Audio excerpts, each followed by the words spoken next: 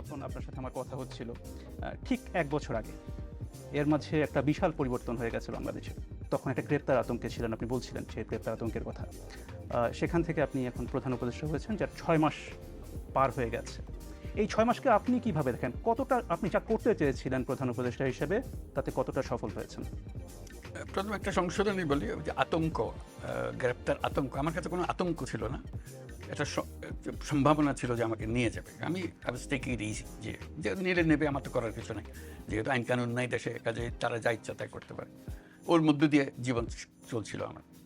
আমার কোনো চিন্তা ছিল না, ভাবনা ছিল না যে আমি হঠাৎ করে একটা সরকারের প্রধান হব, দায়িত্ব পাবো, এবং সেই দেশ এমন দেশ যেখানে সব তছনছ হয়ে গেছে, কোনো জিনিস আর ঠিকমতো কাজ করছে না, যা কিছু আছে ধ্বংসস্তূপের মধ্য দিয়ে কাজ করতে হবে।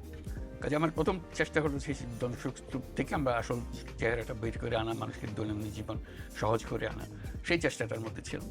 তারপর আস্তে আস্তে ভবিষ্যৎটা কী হবে সেটার জন্য চিন্তা করা, কোন দিকে আমরা অগ্রসর হব। প্রথম চিন্তা আসলো যে একটা সংস্কার দরকার আমাদের, কারণ যে কারণে এই সমস্ত ঘটনা ঘটেছে, এই যে ফেসিবাদী সরকার চলতে পেরেছে, 16 বছর ধরে চলতে পেরেছে, আমরা কিছুই করতে পারিনি। তিনটা নির্বাচন হয়ে গেল, ভোটারের কোনো দেখা নাই।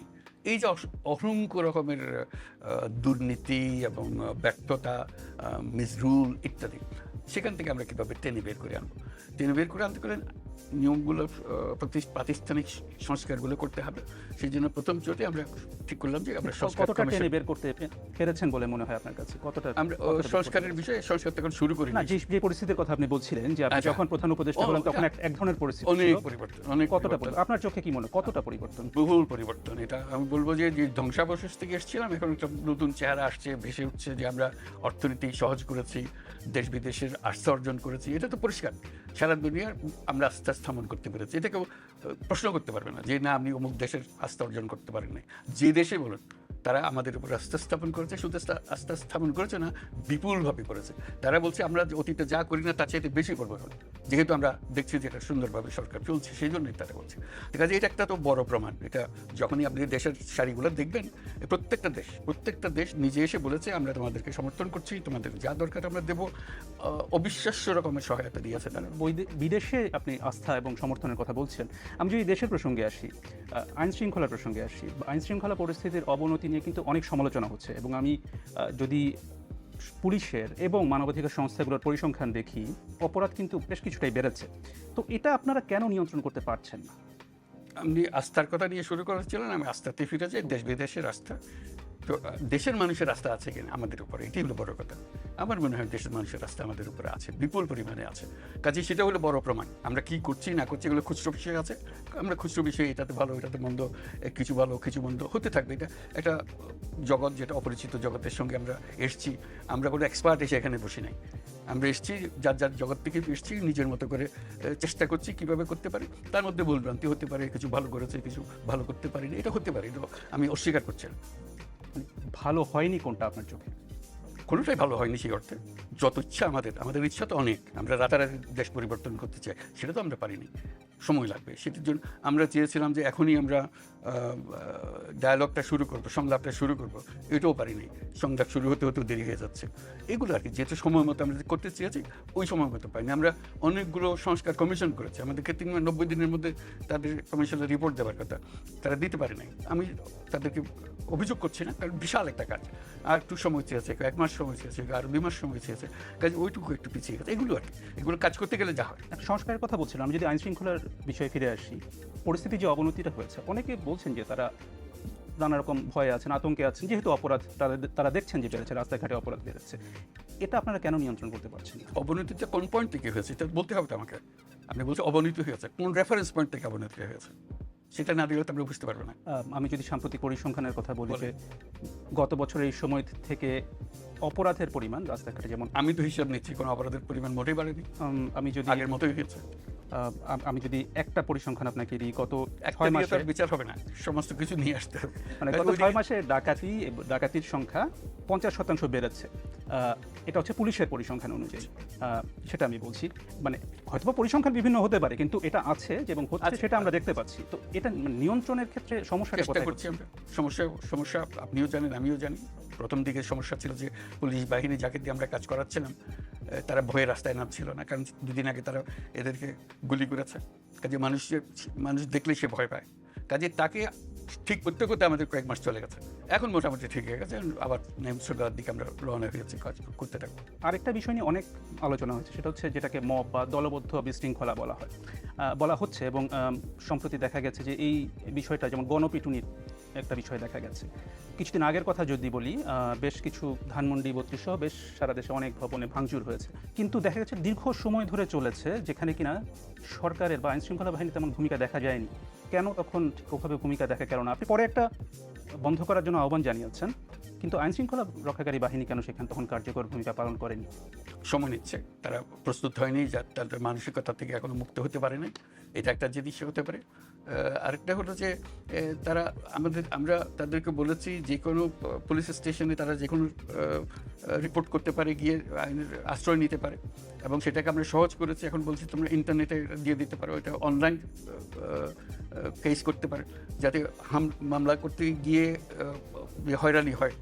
বরাবরই বাংলাদেশের যে ঐতিহ্য, পুলিশ থানাতে গেলে যে সমস্ত হয়রানি হয় সেটা থেকে বাঁচার জন্য এখন অনলাইন করেন, যে অনলাইনের ব্যবস্থা করে যা আমাদের মনে হয়েছে যে মানুষকে সহজ করা যাবে, তথ্য আদান প্রদানের সহজ করা যাবে এবং মামলা করা সহজ করা যাবে ইত্যাদি। মানে অনলাইনে তারা করতে পারছেন, যে সেটা আপনারা সহজ করেছেন, কিন্তু আসল কাজটা তো পুলিশকে করতে হবে। আপনি যেটা বলছেন পুলিশ সেই পর্যায়ে যেতে পারেনি, তারা নিজেরা আস্থা পাচ্ছে না বা তারা সেইভাবে সক্রিয় হচ্ছে না।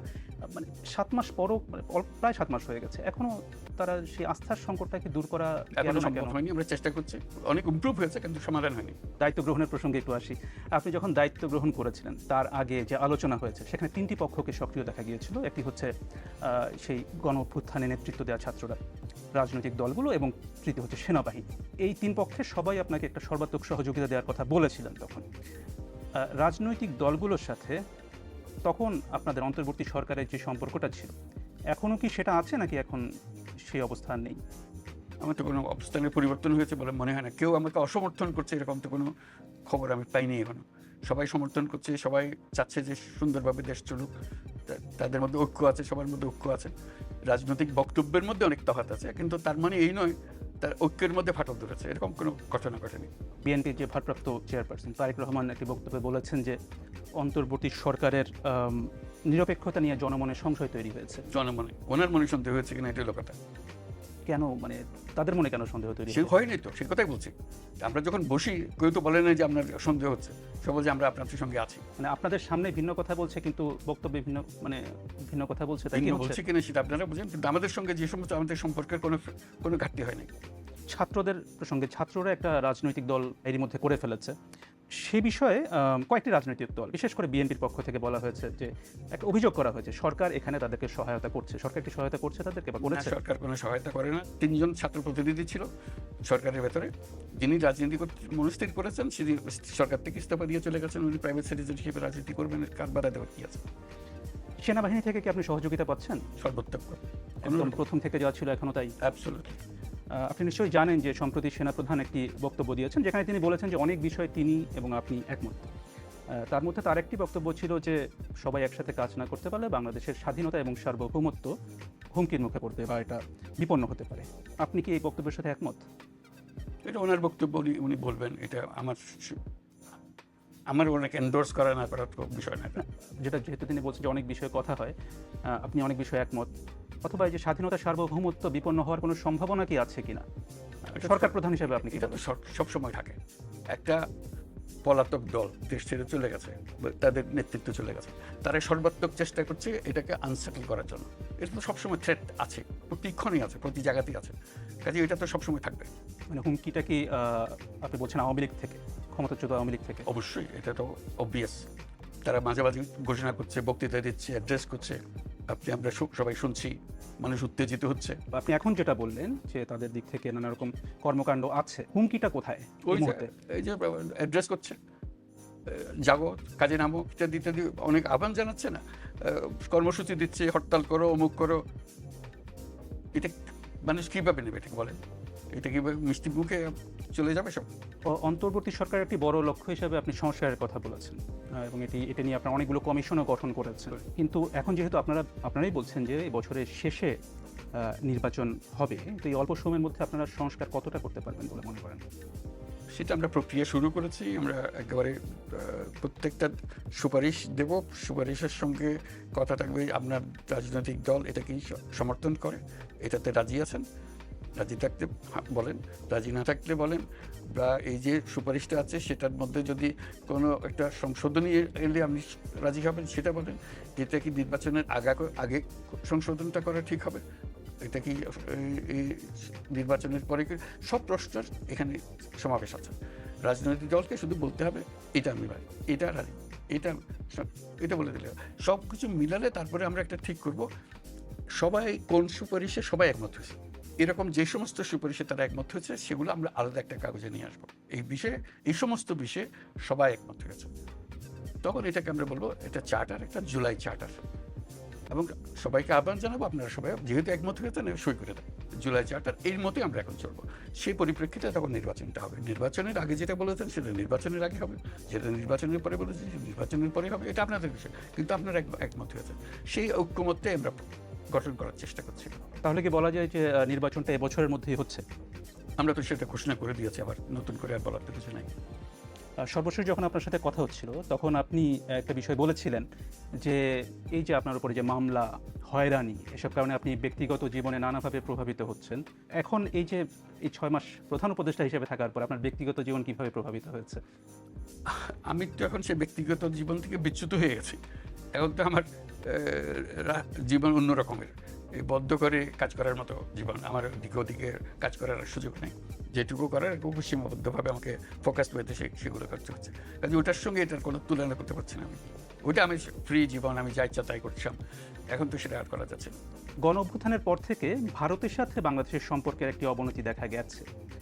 এখন দুই দেশের সম্পর্ক এখন কোন পর্যায়ে আছে? খুবই ভালো, আমাদের সম্পর্কের কোনো অবনতি হয় নাই। আমি যেভাবে ব্যাখ্যা করে এসেছি আমাদের সম্পর্ক সবসময় ভালো থাকবে, এখনও ভালো আছে, ভবিষ্যতেও ভালো থাকবে। বাংলাদেশ ভারতের সম্পর্ক ভালো না থেকে উপায় নেই। আমাদের সম্পর্ক এত ঘনিষ্ঠ, আমাদের পরস্পরের উপর নির্ভরশীলতা এত বেশি, এবং আমাদের ঐতিহাসিকভাবে, রাজনৈতিকভাবে, আমাদের অর্থনৈতিকভাবে আমাদের সম্পর্ক এত ক্লোজ সম্পর্ক, সেটার থেকে আমরা বিচ্যুত হতে পারবো না। তবে মাঝখানে কিছু কিছু দ্বন্দ্ব দেখা দিয়েছে, আমি হচ্ছে মেঘ দেখা দিয়েছে। এই মেঘগুলো মোটামুটি এসছে অপপ্রচার থেকে।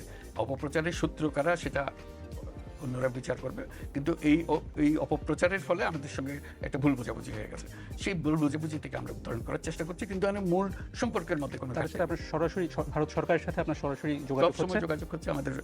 তারা এখানে আসছে, আমাদের লোকজন সেখানে যাচ্ছে। প্রাইম মিনিস্টার মোদির সঙ্গে আমার প্রথম চোটেই কথাবার্তা হয়ে গেছে। ইলন মাস্কের সাথে সম্প্রতি আপনার একটা কথা হয়েছে এবং তাকে আপনি বাংলাদেশে আমন্ত্রণও জানিয়েছেন। এটা কি যুক্তরাষ্ট্রের নতুন প্রশাসনের সাথে একটা সম্পর্ক তৈরির চেষ্টা নাকি? মূলত ছিল স্টারলিংক নিয়ে, একটা ব্যবসায়িক একটা সম্পর্কের বিষয় ছিল। সেই বিষয়ে আমরা আলাপ করছি যে স্টারলিংকের কানেকশনটা আমরা নিতে চাই। আওয়ামী লীগের রাজনীতি নিয়ে রাজনৈতিক দলগুলোর মধ্যে মতভেদ দেখা গেছে, বিভিন্নজন বিভিন্ন কথা বলছেন। এটা নিয়ে আপনার অবস্থানটা কি? ওই যে ঐক্যমত, আমরা বরাবরই ফিরে যাচ্ছি ঐক্যমতে, সবাই মিলে যা ঠিক করবে আমরা তাই করবো।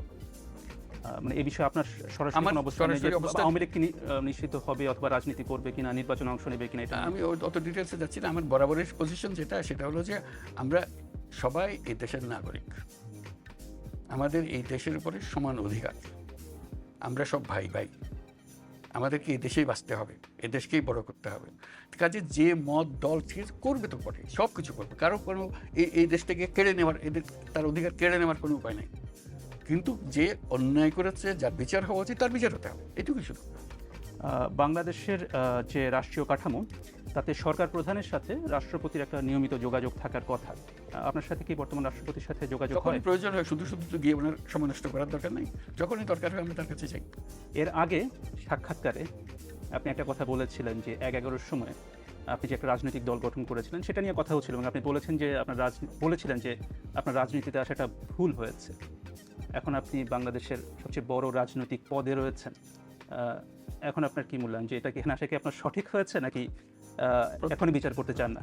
না, বিচার করব। প্রথম কথা, আমি রাজনৈতিক দল গঠন করি নাই, গঠন করার কথা বলেছিলাম এবং 10 সপ্তাহ যাবৎ এই কথা জারি ছিল। এই 10 সপ্তাহ পরে আমি বলেছি না, আমি রাজনীতিতে যাব না। আমি এই কথা বলেছি, politics is not my cup of tea, এবং ওইখানে সমাপ্ত। এরপরে আর রাজনীতির কাছে আমার কেউ টানতে পারেনি। সবাই চেষ্টা করেছে দেশের নেতৃত্ব নেন, আপনি প্রধানমন্ত্রী হন, সবাই চেষ্টা করেছে, আমি কোথায় যাইনি। আমি বলছি এই চ্যাপ্টার শেষ, এই 10 সপ্তাহ দ্যাটস এনাফ। ওইটাই ছিল। কাজে ওইভাবেই আছি এখন। এখানে আমি রাজনীতিতে যাওয়ার কোনো সম্ভাবনা নেই, রাজনীতি করিও না, কিন্তু করবো এটা না। একটা রাজনৈতিক পদ, সরকার প্রধান। যদি টেকনিক্যালি হয় হবে, এটা নিয়ে আমি তো এই পদে আসতেও চাইনি, আমাকে অনুরোধ করেছে, বহুবারে করেছে, তারপর আমি শেষ পর্যন্ত সম্মত হয়েছে, সেটা দায়িত্ব নিয়েছে। এটা রাজনৈতিক পদ যদি হয়ে থাকে, এটা বাই ডেফিনিশন আমি রাজনীতি করি না। প্রধান উপদেষ্টা অধ্যাপক মোহাম্মদ ইউনূস, আপনাকে অনেক ধন্যবাদ বিবিসি বাংলাকে সময় দেওয়ার জন্য। ধন্যবাদ আপনাকে।